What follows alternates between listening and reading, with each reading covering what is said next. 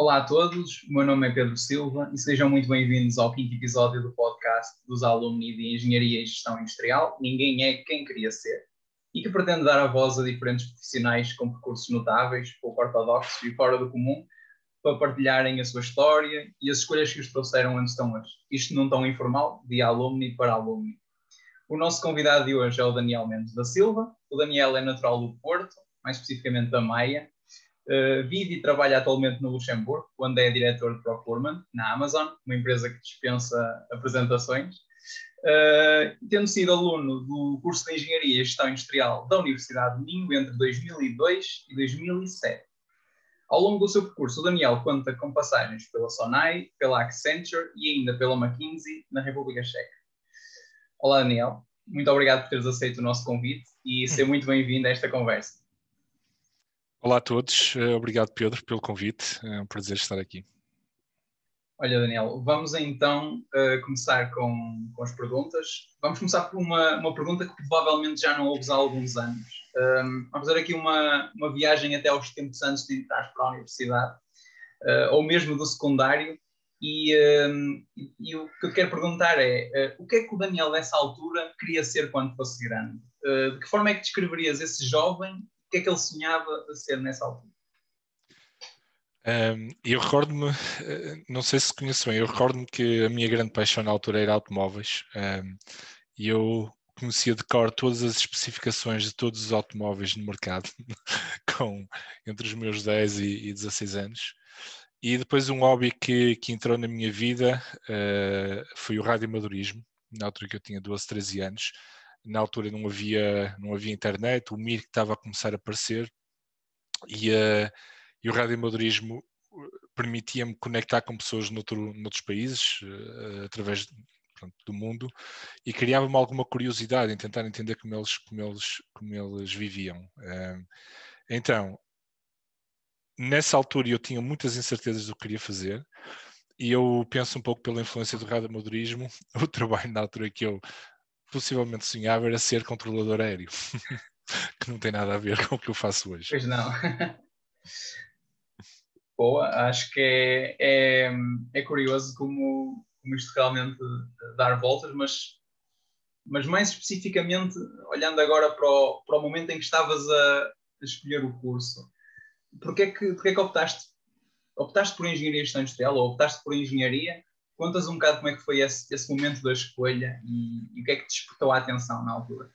Sim, sinceramente, eu penso que na altura a escolha por engenharia não foi uma paixão para mim, foi um pouco seguir o que alguns amigos meus seguiam e também saber que engenharia era um curso, não é, com futuro, que tinha uma alta taxa de empregabilidade, e isso já era para mim uma preocupação naqueles tempos, e penso que esse foi o fator.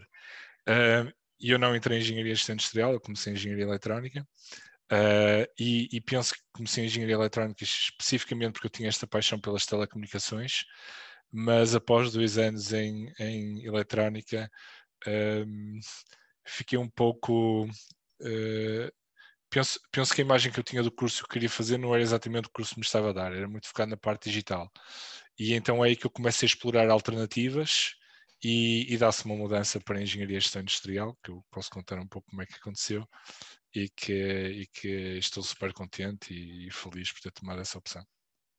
Falando-nos um bocado como é que foi essa mudança. Estavas em eletrónica e decidiste mudar para este curso. Sim, na altura também eu tinha um colega meu a estudar gestão industrial na Universidade do Porto, na altura, falava-me do curso, tinha uma componente que era menos técnica, também tinha a parte de gestão, que era algo que eu gostava, mas também não perdia alguma componente de engenharia.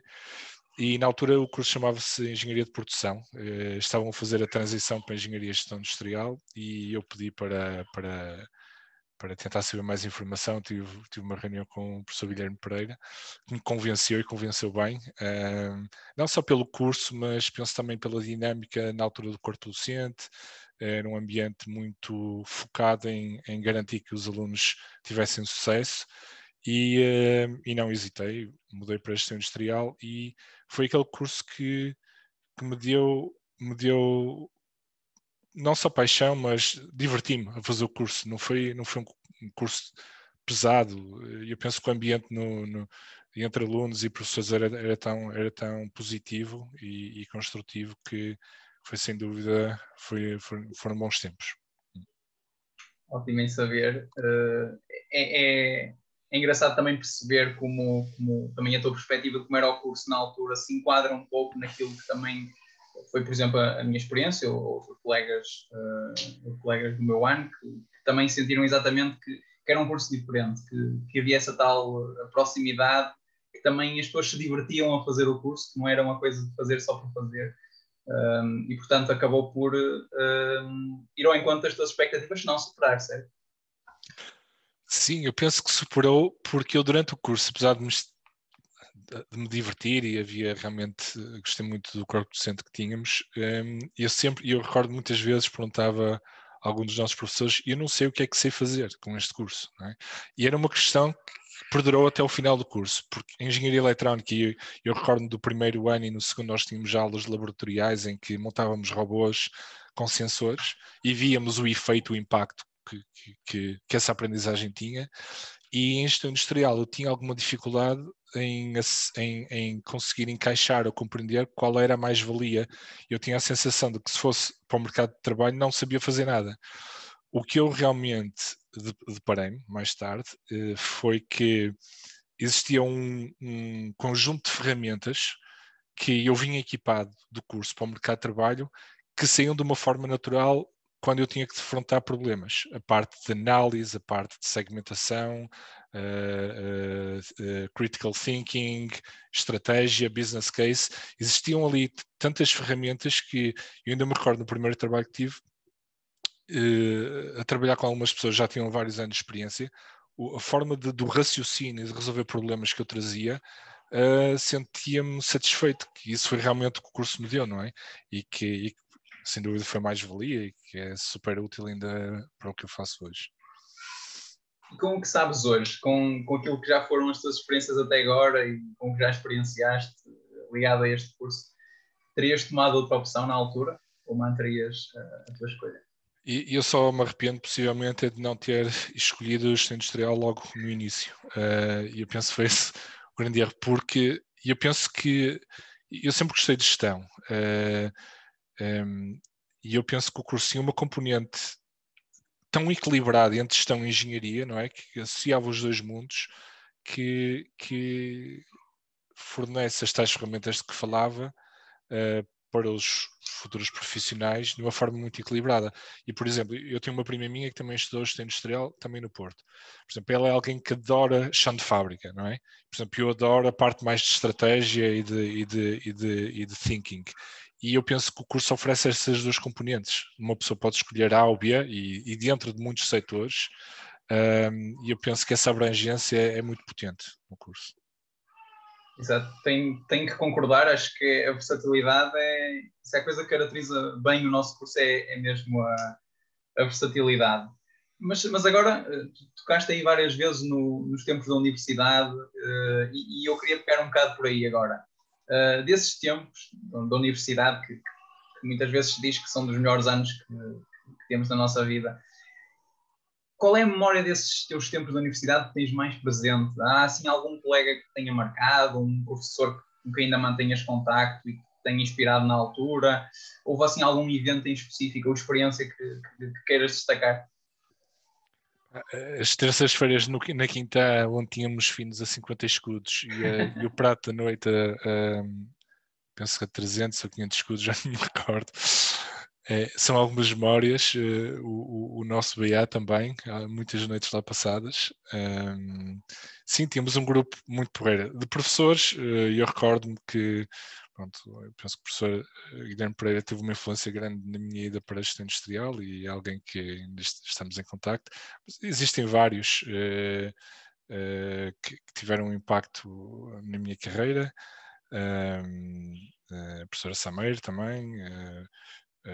Eu não me recordo o nome do professor, que era um dos professores que dava investigação operacional, que era professor convidado e que eu recordo-me de ter feito um trabalho péssimo e ele fez um downgrade da nota, deu-me ainda uma nota mais baixa, com o compromisso de que se nós elevássemos a nota, ele retomava aquela... Já não me recordo bem como é que foi, mas sei que no trabalho final, eu penso que já foi em simulação, não foi em investigação operacional, foi em simulação. Tivemos 18 ou 19, já não me recordo, um grande trabalho e ele quase com aquele ar de orgulho, e eu sabia que vocês conseguiam, não é? Que às vezes também éramos um pouco madriões. E assim, existem muitas pessoas, tanto do curso como professores, acho que era injusto estar a referir a alguns em específico. Claro, claro. Mas é sempre uma experiência que fica, são sempre anos que ficam e pessoas, professores, momentos que levamos para sempre e que se calhar é mesmo muito difícil esquecer e é exatamente isso pronto, que nos deixa sempre com um sorriso na cara sempre que relembramos os tempos da universidade. Houve um momento que me recordo que me deu alguma satisfação, que foi antes do meu Erasmus. Tinha feito um Interrail pela Europa e já tinha mais ou menos tudo programado para a República Checa, para Praga, que mais tarde vim depois a morar. E foi uma cidade chamada Ljubljana, na Eslovénia, que nunca tinha ouvido falar e fiquei apaixonado. E recordo-me no primeiro dia, até ia com um amigo meu e disse: é aqui que eu quero ir fazer Erasmus. Ao que ele me respondeu: estás um ano a planear ir para a República Checa e em menos de 24 horas mudas os teus planos completamente.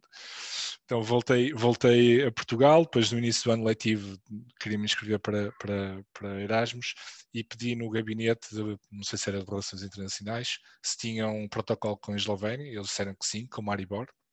Eu disse não queria Maribor, queria Ljubljana, ao qual responderam que não tinha um protocolo, mas eu que o poderia abrir.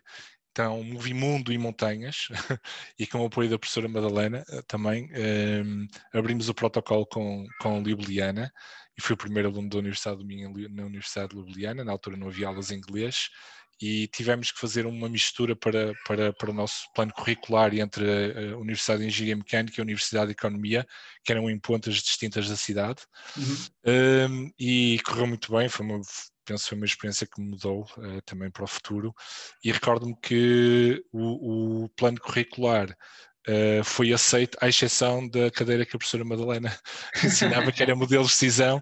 Eu tive depois de voltar, tive que estudar pelas sementas e fazer o exame. Penso na altura passei com 14 ou assim, e terminei o ano letivo na altura. Ljubljana, que curiosamente ainda é uma das cidades com que o nosso departamento mantém o protocolo e que todos os anos tem alunos a ir para lá. Eu pessoalmente nunca fui, mas tenho curiosidade e quem eu conheço que foi descreve sempre como uma cidade verdadeiramente apaixonante, como estás a descrever agora. Vamos avançar agora um bocado no tempo para focarmos mais no teu percurso profissional. Nós agora, hoje em dia, vivemos numa altura em que cada vez mais as pessoas trabalham por projetos e onde mudar de empresa ao fim de alguns anos é algo muito comum, especialmente em início de carreira. No teu caso, o teu percurso retrata bem isso. Iniciaste a carreira em Portugal, depois foste para a área da consultoria no estrangeiro, primeiro na Accenture em Espanha, depois na McKinsey, e estás atualmente na Amazon. Portanto, aqui nem estamos a falar só em mudar de empresa. Tu estiveste em vários países, conviveste com várias culturas diferentes, trabalhaste com pessoas muito diferentes em contextos muito distintos também. Contas um bocadinho como é que foi este teu início de carreira e as oportunidades que foste agarrando até à posição de gestão de topo, diria eu, em que te encontras hoje. E eu realmente comecei na Sanai e gostei muito da experiência que tive lá, também muito talento e excelentes profissionais, mas essa experiência inicial veio logo após o meu Erasmus e na altura não era tão comum redes sociais, a parte de comunicação, então eu tinha aquela componente que já vinha também do radioamadorismo, não é? Que era a curiosidade de conhecer, experimentar outras culturas, outros povos, e então na altura surgiram algumas entrevistas. Uma delas foi na Accenture em Lisboa, ao qual me fizeram uma oferta e a minha proposta foi que estaria aberto a uma oferta se fosse fora de Portugal. Eles não confirmaram, mas conseguiram reencaminhar para, na altura, Madrid, porque Madrid fazia parte da gestão da região de Espanha, Portugal e África. E então depois fui a Madrid, fiz o processo de novo e fiquei. E na altura penso que a consultoria foi um pouco ainda naquele seguimento de ter muitas dúvidas do que realmente gostava de fazer, e eu sabia que a consultoria era um pouco, pronto, mudava-se de projeto, ou mudava-se de indústria, ou equipas diferentes, e então dava uma perspectiva em curto prazo de informação que me poderia clarificar o que é que eu gostaria de fazer. E foi super interessante. Na altura eu entrei para a área de Supply Chain and Operations, depois em 2008 está-se a crise, 2007, 2008 está-se a crise, e muitas empresas que não conseguiam fazer crescer a profitability através de revenue começaram a atacar mais a parte do custo e apalancar um pouco a área de procurement para toda a parte de negociação de contratos, fornecedores, e começaram a atacar o custo. Então, tivemos um crescimento brutal nesses anos, penso acima de 300%, e isso permitiu-me participar em múltiplos projetos. Tive 2 projetos que eu gostei mesmo muito. Um foi fazer a transformação para a PepsiCo na Europa. Passei muito tempo na Suíça e na Eslováquia, onde estávamos a montar um Shared Service Center.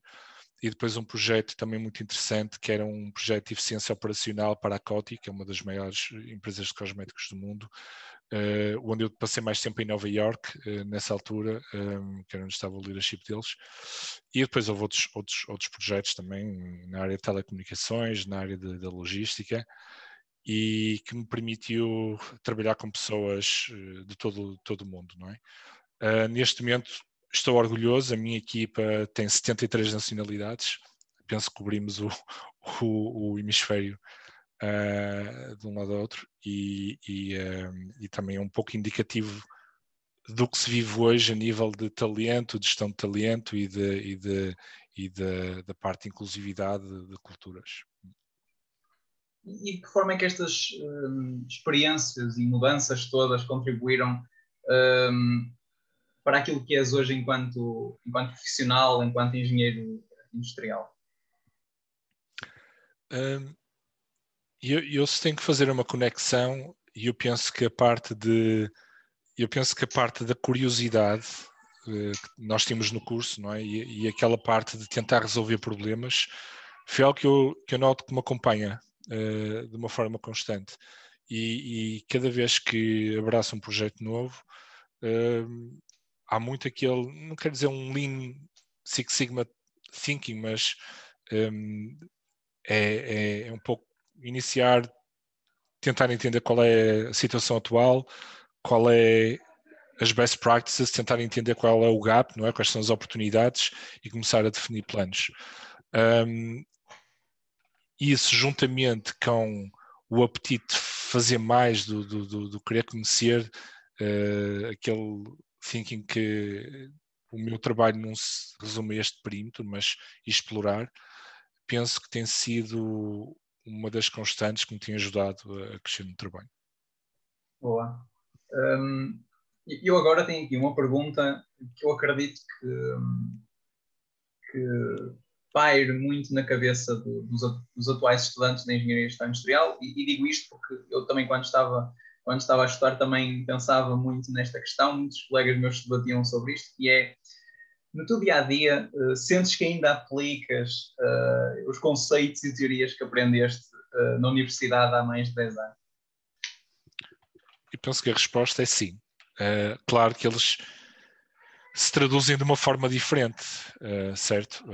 Mas, mais uma vez, conceitos de modelos de decisão, muita parte de estatística, sobretudo a parte de estatística, análise, segmentação, é uma constante no dia-a-dia.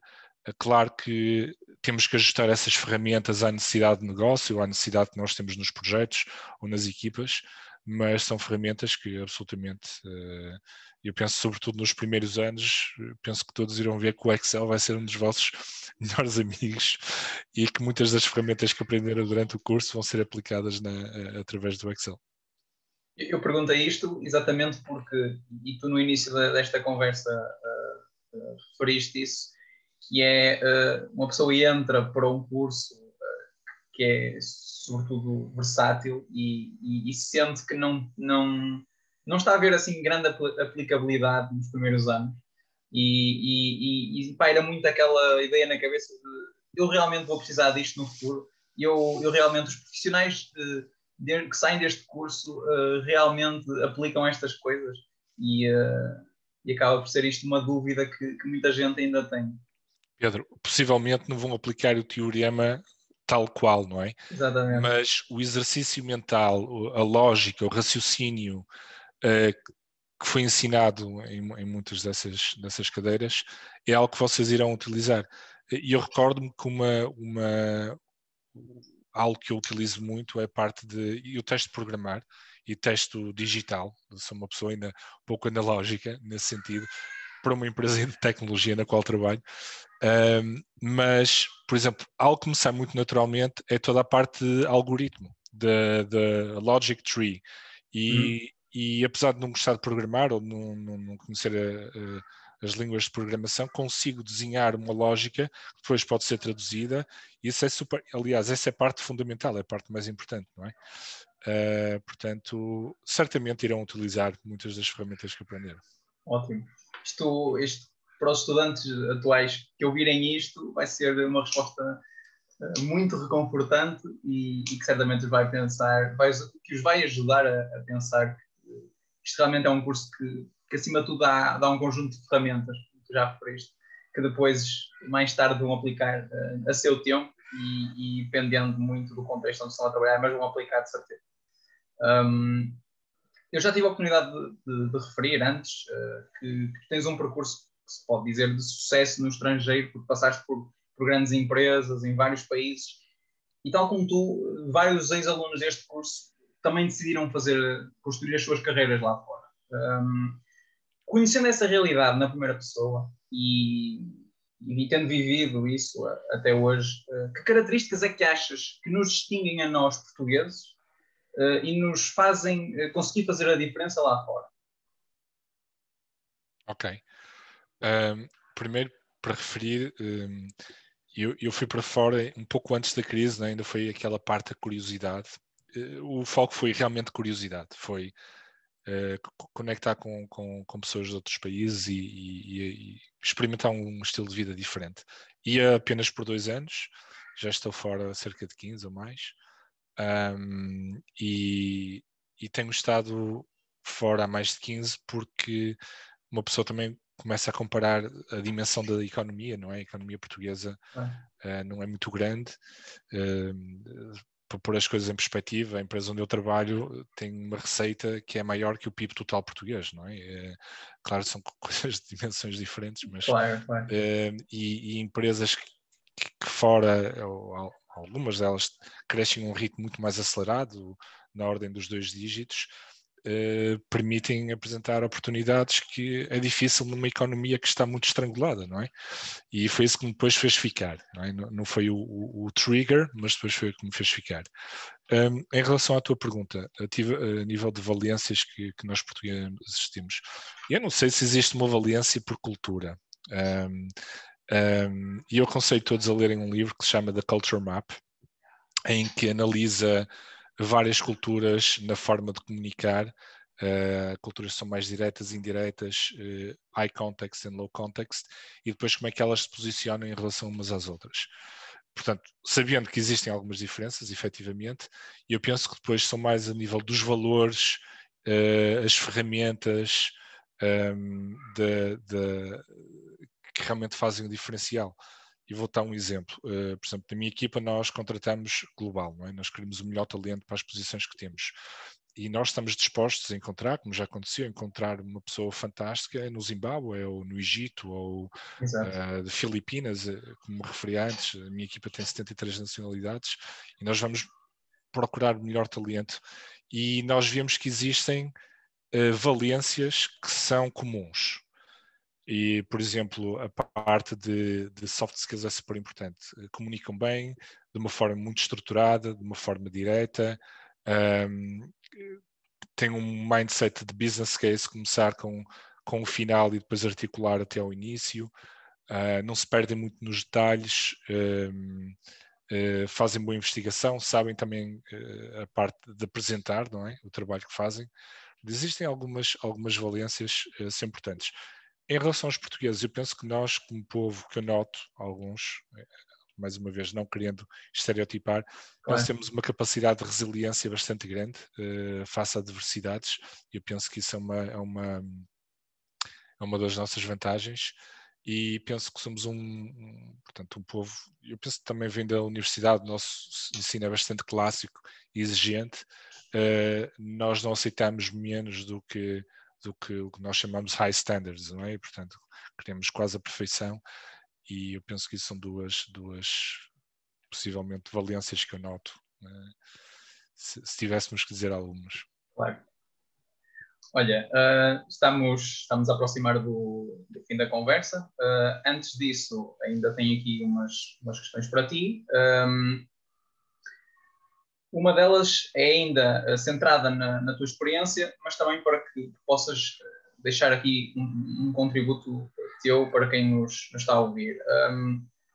Olhando para o teu percurso em grandes empresas, estamos a falar da McKinsey, da Accenture, mesmo da Sonai aqui em Portugal, da Amazon, que toda a gente, praticamente toda a gente conhece. Tendo tido um percurso que passou por grandes empresas, contactou provavelmente com grandes líderes, gente de todo o mundo, qual é o maior conselho que podes dar, especificamente aos estudantes de Engenharia e Gestão Industrial em Portugal, para que possam ter sucesso nas suas carreiras, quer aqui, quer no estrangeiro? Efetivamente, trabalhei em múltiplas empresas com valores diferentes. Mais recentemente estou na Amazon, e eu recomendaria a todos a lerem os Leadership Principles, e penso que eles refletem muito bem o tipo de capabilities que o mundo hoje profissional exige. E eu noto uma coisa que penso que me ajudou, foi a parte de viajar, essa curiosidade que eu tinha de conectar com outras culturas. Ajudou-me imenso nas empresas em que trabalhei, porque sempre tinha talvez uma palavra a dizer acerca daquela cidade ou daquela comida, e isso criava pontos muito facilmente com algumas das pessoas com as quais eu trabalhei, e essas pontes depois, claro, tinham um efeito dominó ou colateral no facto de conseguirmos trabalhar juntos ou apresentar resultados de uma forma mais rápida ou mais robusta. Eu penso que existe também, eu penso que o apetite, sobretudo a parte de curiosidade, de tentar fazer coisas novas, de tentar fazer disruption no trabalho em que tínhamos, foi algo que eu penso também me ajudou imenso. Eu posso dar um exemplo que foi num dos roles que tive aqui nesta empresa. Eu queria trazer uma tecnologia que fazia uma parte de certificação conectada com sustentabilidade e social responsibility, e penso na altura não tive o apoio que gostaria de ter, e então tomei um risco on top of my job, usando parte do budget que tinha e pedindo a alguns colegas para me ajudarem. Fizemos uma journey que hoje criou uma equipa de mais de 15 pessoas, e as pessoas que me ajudaram nesse início hoje estão a liderar essas equipas, e é um programa agora que é global, e uma pessoa não se limitar ao que nos pedem para fazer, e ter um espírito entrepreneur, não é? Claro. É super importante nas empresas de hoje. Não podia estar mais de acordo. Acho que realmente esse sentido esse espírito empreendedor, não só o empreendedor no sentido lato da palavra, de criar negócios novos, produtos novos, mas ser empreendedor no trabalho é algo que realmente hoje em dia é muito procurado, e que certamente faz a diferença. Em pequenas coisas todos conseguimos inovar se tivermos esse espírito de iniciativa. Só um apontamento, Claro. porque eu lembro de uma frase que foi uma frase que ficou na minha cabeça quando estava na McKinsey, que era make your own McKinsey, não é? Portanto, faz a tua própria empresa, e portanto o teu scope of work, não é? As responsabilidades que te dão, tu podes criar o teu próprio emprego, tu podes gerir aquilo, manter no dia a dia, ou podes pegar naquilo, criar ideias e tornar naquilo até numa unidade de negócio. E uma das coisas que eu noto muito na empresa onde estou é que pessoas que têm ideias conseguem transformar essas ideias em negócios mesmo dentro da empresa. Claro. E eu penso que isso é uma vantagem hiper competitiva, sobretudo hoje no mundo em que existem muitas startups, penso que esse espírito empreendedor é fundamental. Ser digamos, o próprio CEO, não é? Exatamente. No sentido Nem da que seja de palavra. um projeto, nem que seja Exatamente. de um projeto. Exatamente. Exatamente. Daniel, pegando aqui então em tudo que já estivemos aqui a conversar, a conversa também já vai longa, analisando todos estes anos como profissional da engenharia e gestão industrial, os teus projetos, a tua carreira, olhando para o Daniel de hoje, és quem querias ser? Boa pergunta.